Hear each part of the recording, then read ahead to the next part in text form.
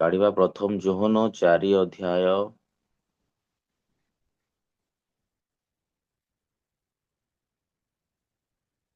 ପ୍ରଥମ ଯୋହନ 4 ଅଧ୍ୟାୟ ତାର 1 ପଦ ଆମେ ପଢିବା।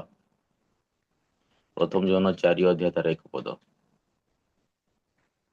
ଏ ସ୍ଥାନରେ ଲେଖାଯାଏ, ହେ ପ୍ରିୟ ମାନେ ପ୍ରତ୍ୟେକ ଆତ୍ମାକୁ ବିଶ୍ୱାସ କର ନାହିଁ, ବରଂ ଆତ୍ମା ମାନେ ଈଶ୍ୱରଙ୍କ ଠାରୁ ଆଗତ କି ନାହିଁ ଏହା ସେମାନଙ୍କୁ ପରୀକ୍ଷା କରି ଦେଖ, କାରଣ ଜଗତରେ ଅନେକ ଭଣ୍ଡ ଭାବବାଦୀ ବାହାରି ଅଛନ୍ତି। ପ୍ରେଜ୍ ଦ ଲର୍ଡ। ତ ଆଜିର ବାକ୍ୟର ସାରାଂଶ ଯୋଉ ଆମେ ଦେଖୁଛୁ, ଆତ୍ମା ବିଷୟରେ ମୁଖ୍ୟତଃ ସ୍ଥାନରେ ଉଲ୍ଲେଖ କରାଯାଇଅଛି। ଆଉ ଆମମାନଙ୍କୁ କୁହାଯାଇଛି, ପାଉଲ କହୁଛନ୍ତି ଯୋହନ କହୁଛନ୍ତି ତାଙ୍କର ଶିକ୍ଷାରେ ଯେ ପ୍ରତ୍ୟେକ ଆତ୍ମାକୁ କଣ କର ନାହିଁ, ବିଶ୍ୱାସ କର ନାହିଁ। ଏଇ ଜାଗାରେ ଗୋଟେ ଏପରି ବିଷୟ ଆମେ ଦେଖୁଛୁ, କଣ୍ଟ୍ରାଡିକ୍ଟ ବିଷୟ ଦେଖୁଅଛୁ, ଯାହାକି ବିଶ୍ୱାସ କର ନାହିଁ ବୋଲି କୁହାଯାଉଛି। ଓକେ, ଆଉ ତୁମେ ତାହା ପରୀକ୍ଷା କର ବୋଲି କୁହାଯାଉଛି।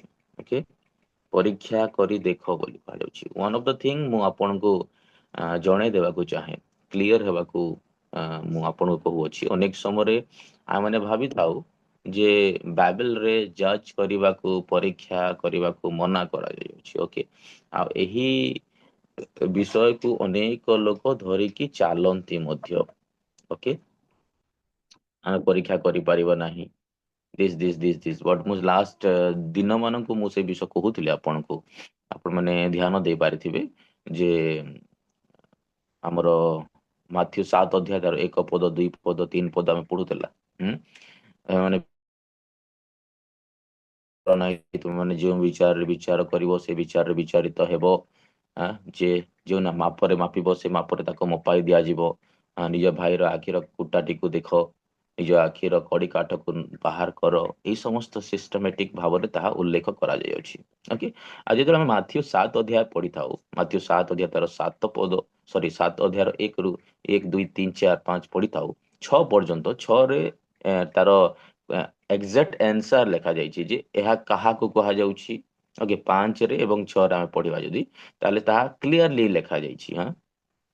ଘୁଷୁରୀ ଆଗରେ ମୁକ୍ତା ପକାଅ ନାହିଁ। This is the relevant word ଆମେ ଦେଖୁଛୁ ସେ ଜାଗାରେ ଲେଖାଯାଇଥିବା ବିଷୟ। ମୁଁ ଏଥିପାଇଁ ବିଷୟକୁ କନେକ୍ଟ କରୁଛି, କାରଣ ଆମେ ସେହି ପଦକୁ ନେଇକି, ମାଥ୍ୟୁ 7 ଅଧ୍ୟାୟ 1 ପଦ, 2 ପଦ, 3 ପଦକୁ ନେଇକି ଆମେ ବିଚାରକୁ ଭୟ କରିଥାଉ। ମାନେ ବିଚାର କରିବା ନାହିଁ, ଦିସ୍ ଆଣ୍ଡ ଦ୍ୟାଟ୍, ବହୁତ ସାରା କ୍ୱେଶ୍ଚିନ୍ସ ଆମମାନଙ୍କ ଭିତରେ ଆସିଥାଏ। କିନ୍ତୁ ଆମେ ଯଦି ଦେଖିବା, ଏ ଜାଗାରେ ଯୋଉ କୁହାଯାଉଅଛି, ଯୋହନ କହୁଛନ୍ତି ତାଙ୍କର ଏକ୍ସପିରିଏନ୍ସ। ଆମେ ଜାଣୁ ଯୋହନ ଗୋଟିଏ apostle John is not a easiest person. ଆଉ ତାଙ୍କର ଯୋଉ ଲେଖା ଥିଲା, ତାଙ୍କର ଯୋଉ ଲେଖିବାର ଶୈଳୀ ଥିଲା, ତାହା ବହୁତ କ୍ଲୋଜନେସ୍ କୁ ଦର୍ଶାଉଥିଲା, ମାନେ ସତ୍ୟତାକୁ। କେମିତି? କାରଣ ମାଥ୍ୟୁ, ମାର୍କ, ଲୁକ ଯେମିତି ଲେଖିଛନ୍ତି, ଯୀଶୁଙ୍କୁ ରିପ୍ରେଜେଣ୍ଟ କରିଛନ୍ତି, ଯୋହନ ସେମିତି ରିପ୍ରେଜେଣ୍ଟ କରିନାହାନ୍ତି। ତ ସେଇ ସ୍ଥାନରେ ଆମେ ଦେଖୁ ତାଙ୍କର ପୁସ୍ତକର ଲେଖା ଏବଂ ମାଥ୍ୟୁ, ମାର୍କ, ଲୁକଙ୍କର ଲେଖା ବହୁତ ଭିନ୍ନ ଅଟେ, ବହୁତ ଭିନ୍ନ ଅଟେ, ତାହା ମାନେ ଦେଖୁ। ତ ସେହି ହିସାବରେ ଆମେ ପ୍ରକାଶିତ ବାକ୍ୟ, ପ୍ରଥମ ଯୋହନ, ଦ୍ୱିତୀୟ ଯୋହନ, ତୃତୀୟ ଯୋହନ, ଆମେ ମାନେ ଦେଖିଥାଉ ଯୋହନଙ୍କର ଲେଖାରେ ଅନେକ ରହସ୍ୟର ବାକ୍ୟ ରହିଅଛି। ଆଇ ଡୋଣ୍ଟ ନୋ କେତେ ଜଣ ଯୋହନଙ୍କର ବାକ୍ୟକୁ ଟିକେ ଗୁରୁତ୍ୱ ଭାବରେ ପଢନ୍ତି ବା ପଢିଛନ୍ତି, ମୁଁ ଜାଣିନାହିଁ। କିନ୍ତୁ ଯୋହନଙ୍କର ଯେତେ ମଧ୍ୟ ଲେଖା ଅଛି, ତାହା ଏକ ବହୁତ ଡିପର ବିଷୟକୁ ସୂଚାଇଥାଏ। ଓକେ, ଡିପର ବିଷୟକୁ। ଏଇ ଜାଗାରେ ଯୋଉ ବିଷୟ ଆମେ ପଢୁଛୁ, ପ୍ରଥମ ଯୋହନ ତାର 4 ଅଧ୍ୟାୟ 1 ପଦକୁ ଯୋଉ ଆମେ ପଢୁଛୁ, ଏ ଜାଗାରେ ଆମେ ଯଦି ଦେଖିବା, ଧ୍ୟାନ ଦେବା, ତାହେଲେ ଏହି ପଦକୁ ନେଇକି ଆମେ ମାନେ this is the doctrine who speak about the right doctrine people and wrong doctrine people. Okay, because ଆମେ ଏହି ପଦକୁ ପଢିଲା ପରେ କିଛି ବିଷୟକୁ ଆମେ ଚୟନ କରିଥାଉ, କିଛି ବିଷୟକୁ ଆମେ ବାଛିଥାଉ, କିଛି ବିଷୟକୁ ପରୀକ୍ଷା କରିଥାଉ। ଓକେ, ବୁଝିପାରୁଛନ୍ତି କୋଉ ବିଷୟକୁ? ପ୍ରଥମ ଯୋହନ 4 ଅଧ୍ୟାୟ ତାର 1 ପଦ। ପ୍ରଥମ ଯୋହନ 4 ଅଧ୍ୟାୟ 1 ପଦରେ ଲେଖା ଯାଉଛି ଯେ, ହେ ପ୍ରିୟ ମାନେ, ଫାର୍ଷ୍ଟ ମୋର ବିଲଭଡ୍ ଲୋକମାନେ ଶୁଣନ୍ତୁ ପ୍ଲିଜ ବୋଲି ଯୋହନ ଲେଖୁଛନ୍ତି। ଆଉ କହୁଛନ୍ତି ଯେ ପ୍ରତ୍ୟେକ ଆତ୍ମାକୁ ବିଶ୍ୱାସ କର ନାହିଁ। ମାନେ ଏହି ସ୍ଥାନରେ ଜଣା ପଡୁଛି ଯେ ବହୁତ ପ୍ରକାର ଆତ୍ମା ଅଛନ୍ତି, ଡିଫରେଣ୍ଟ ଟାଇପ ଅଫ ସ୍ପିରିଟ। ଆଉ ଡିଫରେଣ୍ଟ ଟାଇପ ଅଫ ସ୍ପିରିଟ ମାନେ ଏଟା ନୁହେଁ ଯେ ଡିଫରେଣ୍ଟ ଟାଇପ ଅଫ କଲର বা different type of mind set. Different type of spirit ମାନେ ହଉଛି ଡିଫରେଣ୍ଟ ଟିଚିଂ ଦେବେ, ସେହି ଗୋଟିଏ ଟିଚିଂ କୁ ନେଇକି ଅନ୍ୟ ଟିଚିଂ। ଜନ୍ ଚାପ୍ଟର 3 ଭର୍ସ 16 ଆମେ ସମସ୍ତେ ଜାଣିଛୁ, କାରଣ ଈଶ୍ୱର ଜଗତକୁ ଏଡେ ପ୍ରେମ କଲେ, God so loved of the world and he gave his begotten son, ଆମେ ଜାଣୁ। ତ ଏହି ପଦକୁ ନେଇକି ଆମେ କଣ ପ୍ରେଜେଣ୍ଟେସନ ଦଉଛୁ, ଦ୍ୟାଟ ଇଜ ଭେରି ଇମ୍ପୋର୍ଟାଣ୍ଟ। ବୁଝିପାରୁଛନ୍ତି, ମୁଁ କଣ ଶିକ୍ଷା ଦଉଛି ତାହା ବହୁତ ଜରୁରୀ ଅଟେ। ଯଦି ମୁଁ କହିବି ନାଇଁ ଯୀଶୁ ଆସି ସାରି ଅଛନ୍ତି, ଏଇ ଯୋଉ କ୍ଷମା କରାଯାଇଛି ଏହା ପାର୍ଟିକୁଲାର କିଛି ଖ୍ରୀଷ୍ଟିଆନ ମାନଙ୍କୁ କ୍ଷମା କରାଯାଇଛି, ଅନନ୍ତ ଜୀବନର ଅଧିକାରୀ ହେବ ମାନେ କିଏ କିଏ ଅନନ୍ତ ଜୀବନ ପାଇନାହାନ୍ତି, ପାଇଥିଲେ ମଧ୍ୟ ହରେଇବେ, ଏପରି ଯୋଉ ଟିଚିଂ ସବୁ ଥାଏ, ଏହା କଣ କରେ ମନୁଷ୍ୟକୁ ଭ୍ରାନ୍ତ କରେ। ଆଉ ତାହା ହଉଛି ରଙ୍ଗ ଟିଚିଂ, ରଙ୍ଗ ଡକ୍ଟ୍ରିନ୍ ବୋଲି ମଧ୍ୟ କୁହାଯାଏ। କିନ୍ତୁ ଆଜି ଯେତେବେଳେ ଆମେ ବାଇବେଲ ଭିତ୍ତିକ ଶିକ୍ଷାରେ ଆମେ ବଢୁଛୁ ବା ମର୍ଣ୍ଣିଂ ଡିଭୋସନ ରେ ଲାଇଟ୍ ହଉଛି କୌଣସି ଜ୍ଞାନକୁ ନେଇକି, ତାହେଲେ ଆମେ କିଛି ସିକ୍ରେଟସ୍ କୁ ଜାଣିବା, ରହସ୍ୟକୁ ଜାଣିବା ଜରୁରୀ ଅଟେ। ଏ ଜାଗାରେ ପ୍ରତ୍ୟେକ ଆତ୍ମାକୁ ବିଶ୍ୱାସ କର ନାହିଁ, ମାନେ ଆମେ କ୍ଲିୟର ହେବା କଥା ଯେ there are many spirit, okay, many type of spirit, many thought of spirit. ମାନେ ଗୋଟିଏ ବିଷୟକୁ ନେଇକି ଇନ ଖ୍ରୀଷ୍ଟିଆନିଟି ଗୋଟେ ବିଷୟକୁ ନେଇକି ବହୁତ ସାରା ଚର୍ଚ୍ଚା, ବହୁତ ସାରା ଡିଫରେଣ୍ଟ ଡିଫରେଣ୍ଟ ଥଟ୍ସ, ଯୋଉଟା କି ଆପ୍ରୋପ୍ରିଏଟ ଦେଖା ଯାଉନଥିବ, ବାଇବେଲ ସହିତ କନେକ୍ଟ ହେଇପାରୁନଥିବ, କଣ୍ଟ୍ରାଡିକ୍ଟ ହଉଥିବ, ଆଉ ତାହା ପୁଣି ଆଉଟ ଅଫ କଣ୍ଟେଣ୍ଟ ଥିବ। ବୁଝିପାରୁଛନ୍ତି, ସେହି ବିଷୟକୁ ନେଇକି ଶିକ୍ଷା ଦେବାଟା ସେଟା ଅନ୍ୟ ଏକ ଆତ୍ମାର ପରିଚୟକୁ ସୂଚାଇଥାଏ। ସେଥିପାଇଁ ଆମେ ଯଦି ପଢିବା ଏହି ମାନେ ପ୍ରଥମ ଯୋହନ 4 ଅଧ୍ୟାୟ 1 ଯାହା ଲେଖାଯାଇଛି, ଦ୍ଵିତୀୟ ପିତର 2 ଅଧ୍ୟାୟ 1 ମଧ୍ୟ ଆପଣ ତାହା ଦେଖିପାରିବେ ଯେ ଅନେକ ଭଣ୍ଡ ଖ୍ରୀଷ୍ଟ, ଅନେକ ଭଣ୍ଡ ଭାଓବାଦୀ, ଅନେକ ମାନେ ଭଣ୍ଡ ବ୍ୟକ୍ତି ଆସିବେ ଯୋଉମାନେ ଏହିପରି ଶିକ୍ଷା ଦେବେ ବୋଲି ଦ୍ୱିତୀୟ ତିମୋଥୀ ରେ ଲେଖାଯାଇଛି। ତ ଆମେ ସେ ବିଷୟକୁ ଦେଖିପାରିବା। ତ ଅନେକ କଣ, ପ୍ରତ୍ୟେକ ଆତ୍ମାକୁ ବିଶ୍ୱାସ କର ନାହିଁ, ବରଂ ଆତ୍ମାରେ ଈଶ୍ୱରଙ୍କ ଠାରୁ ଆଗତ କି ନାହିଁ ଏହା ସେମାନଙ୍କୁ ପରୀକ୍ଷା କରି ଦେଖ। इस ସ୍ଥାନରେ ଗୋଟେ ବହୁତ इंपॉर्टेंट विषय लिखा ଯାଇଛି। कभी कभी ऐसा होता है, हम खुद नहीं जानते कि ये खाने से कैसा टेस्ट मिलेगा मुझे। समझ पा रहे, अगर आप लाइफ में कभी सेब नहीं खाए, एप्पल नहीं खाए, तो आप कैसे बता सकते हैं सामने वाले व्यक्ति को एप्पल का टेस्ट ऐसा होता है। या कभी अगर कोई कुछ भी आप अगर नहीं खाए हैं, नहीं चखे हैं, आइसक्रीम हो या कुछ भी हो, तो नहीं खाने से आपको पता ही नहीं चलेगा कि उसका टेस्ट क्या है। ମାନେ ଆମେ ଦେଖୁଛୁ ଏଇ ଜାଗାରେ ଗୋଟେ ବ୍ୟକ୍ତି ପବିତ୍ର ଆତ୍ମାରେ ପୂର୍ଣ୍ଣ ନ ହେବା ପର୍ଯ୍ୟନ୍ତ ସେହି ପବିତ୍ର ଆତ୍ମା ସେ ବ୍ୟକ୍ତିକୁ ଜଣେଇବେ ନାହିଁ। हाँ, मैं जब तक क्या परमेश्वर के साथ लीन नहीं होऊंगा, तब तक परमेश्वर नहीं मुझे बताएगा।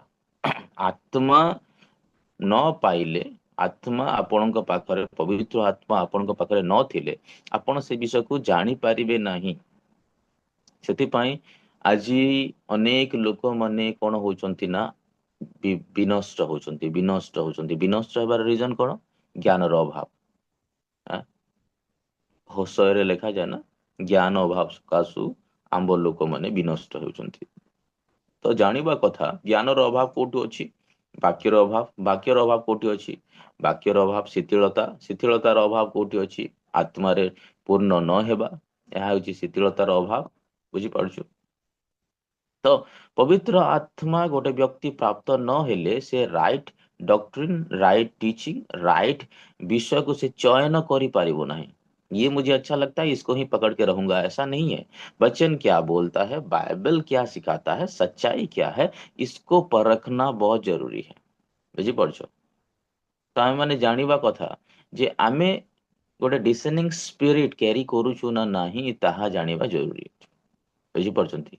डिसेनिंग स्पिरिट माने आमे जो पवित्र आत्मा धरिकी चालुछु, पवित्र आत्मा हमको कथा कहउछंती, पवित्र आत्मा हमको शिक्षा दउछंती, पवित्र आत्मा हमको प्रार्थना सिखौछंती, वाक्य सिखौछंती, छेड़ा हेबा समय कहउछंती, all this things here mention करा जाइछि। आमे माने जानिबा कथा। तो जणे व्यक्ति कोन आत्मारे ईश्वरଙ୍କ ଠାରୁ ଆଗତ କି ନାହିଁ ଏହା ସେମାନଙ୍କୁ ପରୀକ୍ଷା କରି ଦେଖ। କିନ୍ତୁ ତା ପୂର୍ବରୁ କଣ? प्रत्येक आत्मा को विश्वास करो नहीं बरं आत्मा रे आत्मा माने ईश्वर ठारू आगत कि नहीं यह से को परीक्षा कर देखो। आज क्या होता है ना, कई बार बहुत लोग क्या करते हैं ना, जज कर देते हैं कि ये अच्छा नहीं है, ये बुरा नहीं है, ये ऐसा है, ये वो ऐसा है। ठीक है, आप इसके हिसाब से उनको जज कर रहे हैं, लेकिन क्या आपके लाइफ में उसी पवित्र आत्मा का कार्य को आप देख पा रहे हैं? अगर मैं एक बंदा हूँ, घर में बैठा हूँ और दूसरों को जज कर रहा हूँ, तो वो तो बहुत गलत हो जाएगा। समझ पा रहे हैं ना? अगर मैं आत्मा से नहीं अगुवाई कर रहा हूँ, आत्मा मुझे कोई भी लीड नहीं दे रहा है, आत्मा के साथ मैं बढ़ नहीं पा रहा हूँ, बहुत सारा वीकनेस मेरे अंदर है और मैं दूसरों का वीकनेस को निकाल रहा हूँ। ସେହି ପଏଣ୍ଟକୁ ଯୀଶୁ କହିଲେ ମାଥ୍ୟୁ 7 ଅଧ୍ୟାୟ ତାର 1 ପଦ 2 ପଦ 3 ପଦ 4 ପଦ, ସେହି ପଏଣ୍ଟକୁ ଯେଉଁମାନେ ଏପରି କାର୍ଯ୍ୟ କରିକି ଅନ୍ୟମାନଙ୍କ ଭୁଲକୁ ବାହାର କରୁଥିଲେ ସେହି ବ୍ୟକ୍ତି ମାନଙ୍କୁ କୁହାଗଲା ଯେ ତୁମେମାନେ ଅନ୍ୟର ବିଚାର କର ନାହିଁ, क्योंकि जब तक एक आदमी के आंख से एक बड़ा सा लट्ठा है, बड़ा सा लट्ठा नहीं निकला, तब तक वो सामने वाले व्यक्ति का आंख को साफ नहीं कर सकता। हम्म ଯେତେବେଳ ପର୍ଯ୍ୟନ୍ତ ଆଖିର କଡ଼ି କାଠ ବାହାରି ନାହିଁ ସେତେବେଳ ପର୍ଯ୍ୟନ୍ତ ସାମ୍ନାରେ ଥିବା ଭାଇର ଆଖିର କୁଟାଟିକୁ କିପରି ଦେଖିବ? तो जब तक हम अपने आप को साफ नहीं करते, पवित्र आत्मा के द्वारा अगुवाई नहीं होते, तब तक हम दूसरों को नहीं बोलना चाहिए, तब तक हम नहीं भी बोल सकते, क्योंकि पवित्र आत्मा होता है जो हमको मदद करता है। पवित्र आत्मा को साहाଯ୍य करती, बुझिपारछ? आ पवित्र आत्मा आपको डायरेक्टली कहे जे this is wrong and this is right, ए विषय को जानी रखु। जब हम परमेश्वर के साथ जुड़ते हैं प्रार्थना में या किसी व्यक्ति के साथ जुड़ते हैं, आपको अगर गलत लग रहा है तो वचन में जाइए। प्रेरितों के काम में लिखा गया है कि वो लोग किस तरह वचन को अध्याय कर रहे थे, अध्ययन कर रहे थे, पढ़ रहे थे। 27 में है ना, तो हम वहां पढ़ के देख सकते हैं क्या क्या लिखा गया है। तो आम मैंने जाना कथा, प्रत्येक आत्मा को विश्वास करो नहीं बरं आत्मा माने ईश्वर ठारू आगत कि नहीं ଏହା ସେମାନଙ୍କୁ ପରୀକ୍ଷା କରି ଦେଖ, କାରଣ ଜଗତରେ ଅନେକ ଭଣ୍ଡ ଭାବବାदी बाहरी अछंती। जब तक आपको एबीसीडी का ज्ञान नहीं होगा, तब तक आप दूसरे व्यक्ति को एबीसीडी सिखा नहीं सकते। ये हमको मालूम करना बहुत जरूरी है। आज के दौर पे बहुत लोग निकलते हैं और बोलते हैं ये गलत है, वो गलत है, ये नहीं करना चाहिए, वो नहीं करना चाहिए। मैं क्या बोल रहा हूँ, ମୁଁ କଣ କହୁଛି ବୁଝିପାରୁଛନ୍ତି? ମୁଁ ଏହା କହୁଅଛି ଯେ ଅନେକ ସମୟରେ କଣ ହୁଏ ନା, ଆମେ ମାନେ ଅନେକ ପ୍ରଚାରକ ମାନଙ୍କ ବିରୁଦ୍ଧରେ, ଅନେକ ଶିକ୍ଷକ ମାନଙ୍କ ବିରୁଦ୍ଧରେ, ଅନେକ ମୁଖ୍ୟ ମୁଖ୍ୟ ବ୍ୟକ୍ତି ମାନଙ୍କ ବିରୁଦ୍ଧରେ ବାହାରିଥାଉ। କେମିତି?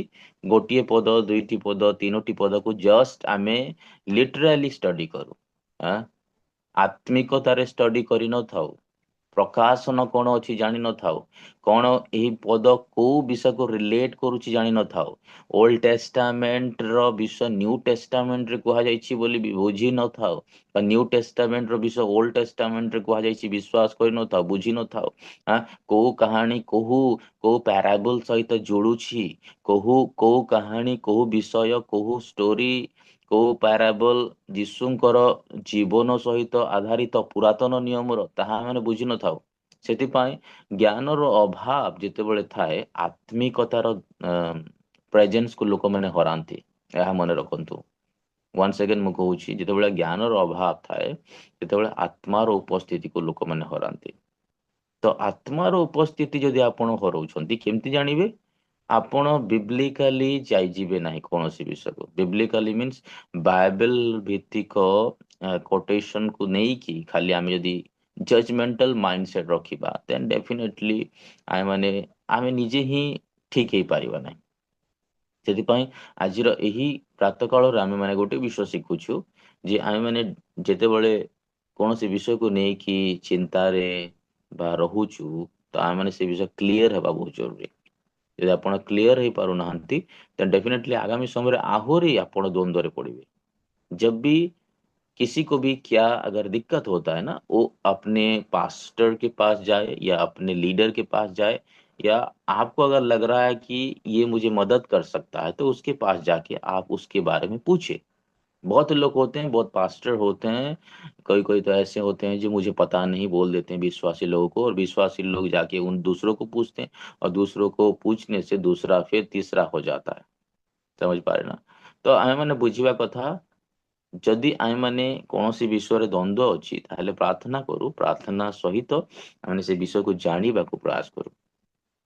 ओके, कभी भी डायरेक्टली कुछ स्टेप अगर हम लेते हैं, हमें यदि सांगे सांगे किसी स्टेप नहीं जाऊँ यह करले भलो सहा करले भलो, तेन हो सकता है आमे माने प्रोब्लेम रे पड़ी पारिबा, प्रोब्लेम रे पड़िबा, द्वंद्व सृष्टि हुए। तो मैक्सिमम क्वेश्चन जदि आसुची ताहले आपण सेही विषय को क्लियर हेबा बहुत जरूरी, क्लियर हेबा बहुत जरूरी। से कहगला परीक्षा करी देख, कारण जगत रे अनेक भंड भाववादी बाहरी अछंती, बाहरिबे बोली लेखा जाए ना, बुझी पारछंती, बाहरी अछंती कोठू, पुरातन नियम रु अछंती। भंड भाववादी पुरातन नियम रु एबे बाहरिबे बा बाहरी छंती किछि वर्ष हला, नॉट लाइक दैट, पुरातन नियम रु। तो भंड भाववादी कहा को कहा जाए? गोटे भाववादी जे कि भंड विषय को कही था। ओके, आज अनेक भाववादी अछंती, किंतु आमे माने यदि जज करिबा ताहले आमे प्रथम निजको देखिबा कथा जे बिब्लिकल वर्ड, बिब्लिकल रिलेटेड विषय बा बाइबल जहाँ मन को कहू अछि, बा जो विषय से आजी मनुष्य मान सम्मुख रे रखु अछि, ताहा ईश्वरंकर महिमा निमंते, ईश्वरंकर गौरव निमंते अछि ना नाही। गोटे प्रोफेट रो काम सब बेले ईश्वरंकर महिमा थाए। सामुएल को देखू बा अन्य अनेक भविष्य वक्ता मान देखू, जिते बड़े मध्य से माने जहा करुथिले ताहा गोटे विषय को केंद्रित आधारित थिला, केंद्रित थिला जे ईश्वरंकर महिमा हेउछि ना नाही, से विषय को बहुत बहुत इम्पोर्टेंटली से माने ध्यान दे देखुथिले। तो आज समय आम मैंने जिते वाक्य पढ़ुछु, बाइबल पढ़ुछु, बाइबल प्रत्येक विषय पढ़ुछु, वेरी केयरफुली हमें पढ़िबा कथा, और हमको चुनना है कि कौन सा सही है और कौन सा गलत है। बुझिपारछु, कारण द्वितीय तिमोथी रे लेखा जाए आम मैंने केमती भाव में शिक्षा अध्ययन करवा। यदि आम मान मध्य शिक्षार अभाव रहिबो ताहले आमे कन्फ्यूज रहिबो, आमे माने क्लियर होई परिबा नाही। बुझिपारछंती? तो आई होप प्रभु आज मॉर्निंग डिवोशन आम को आशीर्वाद कर। सो आसु एते आज वाक्य निमंते आज जिते जन जोड़ी आज ऑनलाइन माध्यम रे प्रत्येक को परमेश्वर हस्त समर्पित करी प्रार्थना करवा। आइए प्रार्थना करें। प्रभु धन्यवाद दौछु आज दिन पाए, समय पाए, ए मुहूर्त पाए। प्रभु तुम्हें यही प्रातः काल प्रभु आमको समय देल, सुजोग देल तुम वाक्य किसी अल्प चिंता करने निमंते। आ निश्चित भाव में प्रभु तुम्हें कही अछ जे प्रत्येक शिक्षा जहाँ तुम्हें दे था प्रभु ताहा ऊर्ध्वर आसी थाए। आ प्रभु आमे से शिक्षा को बुझीबा बहुत जरूरी अटे, बिकज प्रभु तुम ठारू आसीथिबा एही निश्रुत वाक्य प्रभु, यही ब्रीथ ऑफ वर्ड प्रभु आम मान मध्य एक क्लीयरेंस को रखी थाए प्रभु। कारण से ही क्लीयरेंस को आम मैंने जानला परे अपना जीवन को संशोधन करि थाउ, अपना मनर प्रत्येक विषय आम मैंने प्रभु आग को बढ़ी थाउ, ये प्रार्थना करुअछु प्रभु। प्रत्येक को तुम्हें आशीर्वाद कर, जो मैंने ऑनलाइन रे जोड़िले जोड़ुछंती दीर्घ दिन धरी प्रभु से तुम्हें ब्लेस्ड कर, तांकर जीवन रे प्रभु एक परिवर्तन तार शिखर को दियो, जेपरि से आग को बढ़ी पारिबे।